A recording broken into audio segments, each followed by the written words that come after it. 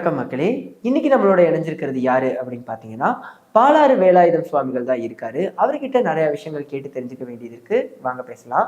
வணக்கம் ஐயா. வணக்கம்.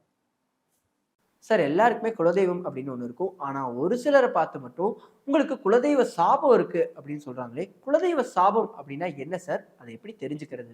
இல்ல உங்க ஜாதக ரீதியா குலசாமியுடைய சாபம் இருக்கா? குலசாமி மறைஞ்சிருக்கா? குலசாமியுடைய அருள் இருக்கா? ஆ அப்படின்னு தெரிஞ்சுக்கலாம். பித்ரு தோஷம் இருக்கான்னு தெரிஞ்சுக்கலாம். பெண் சாபம் இருக்கான்னு தெரிஞ்சுக்கலாம். இப்படி பல வகையில குலசாமி சம்பந்தப்பட்ட விஷயங்கள ஜாதகத்து மூலியமா கண்டறியலாம். தற்போதைய சூழ்நிலையில குலசாமியுடைய அருள் எனக்கு இருக்கா? நம்ம குடும்பத்துக்கு இருக்கா? அப்படின்னு தெரிஞ்சுக்கலாம். அருள் இல்லைன்னா, அது திரும்ப நமக்கு அந்த அருள் பாதிக்கிற நேரம் இது அப்படின்னு தெரிஞ்சுக்கலாம்.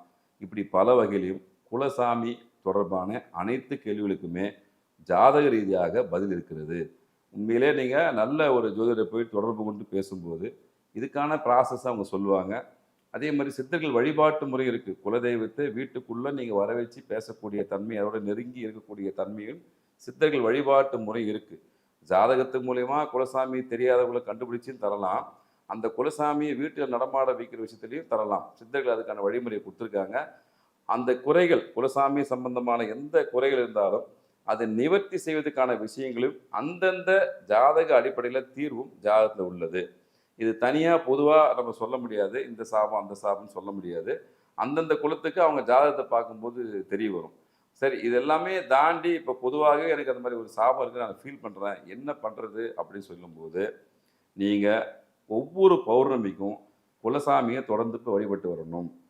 அது எந்த வித பிரச்சனைகள் இருந்தாலும் ஒரு 3 அல்லது 4 பௌர்ணமிக்கு நீங்கள் தொடர்ச்சியாக குலசாமியை வழிபட்டு வந்தாலே உங்களுக்கான பிரச்சனையுடைய தன்மைகள் படிப்படியாக குறைய ஆரம்பிக்கிற அனுபவத்தில் பார்க்கலாம்.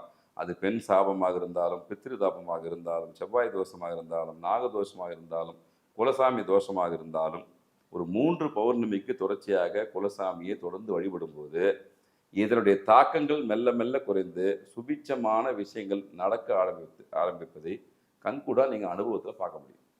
என்னுடைய குலதெய்வமே தெரியாதுப்பா அப்படின்னு சொல்றவங்க எப்படி அவங்களுடைய குலதெய்வத்தை தெரிஞ்சுக்கிறது? இல்லை, குலசாமி தெரியாதவங்களுக்கு ஜாதகத்து மூலியமாக தெரிஞ்சுக்கலாம். குலசாமியை தெரிந்து கொள்வதற்கு பல்வேறு வழிமுறைகளை சித்தர்கள் கொடுத்துருக்காங்க. இன்னும் குறிப்பாக பண்ணிங்கன்னா கிராமப்புற பகுதியில் இந்த சாமி ஆடுகள்னு சொல்லுவாங்க. அதெல்லாமே அவங்க மூலியமாகவும் உங்கள் குலசாமி யாருன்னு சொல்லிட்டு கண்டுபிடிச்சு கொடுத்துரும். அதை தாண்டி வழிபாட்டு முறை, இறை வழிபாட்டு முறை இருக்குது, சித்தர் வழிபாட்டு முறை இருக்குது. அதை தாண்டி ஜாதகத்தின் மூலயமாக தெரிந்து கொள்ளக்கூடிய வழி இருக்குது. அதாவது ஏதோ ஒரு வகையில் உங்கள் குலசாமி அப்படின்ற விஷயம் ஒரு 99.9% கண்டுபிடிச்சிடலாம்.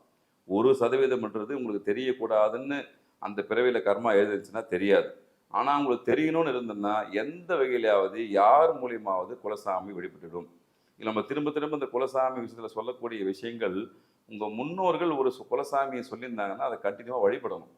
இங்கே நிறைய மக்களுக்கு என்ன பிரச்சனை ஏற்படுதுன்னா, இவங்களுக்கு குடும்பத்தில் வேற ஏதாவது ஒரு சிறு சிறு சங்கடங்கள் வரும்போது நம்ம குலசாமியை தவறாக கும்பிட்றோமோ, வேற குலசாமி கும்பிட்றோமோன்ற சந்தேகம், ஐயப்பாடு எழுது. அந்த ஐயப்பாடு மக்களுக்கு வேண்டாம். அன்றைய காலகட்டத்தில் உங்களுக்கு கிரகங்கள் கோச்சாரங்கள் சரியில்லாத சூழ்நிலையாக இருக்கும்போது நீங்கள் குலசாமி குறை சொல்லக்கூடாது.